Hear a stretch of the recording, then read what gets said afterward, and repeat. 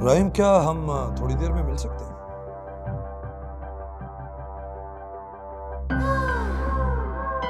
क्या मतलब?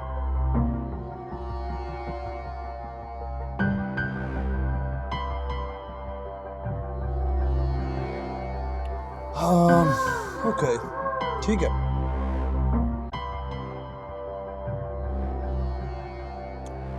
नहीं, इट्स ओके, कैरी ऑन, हम सुबह मिल लेते हैं।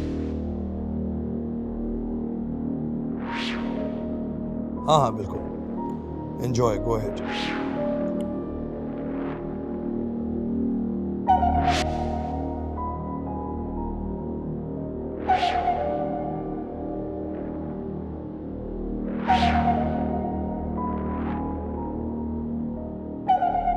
ओके,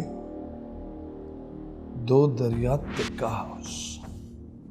हाँ राइट सर, समझ गया।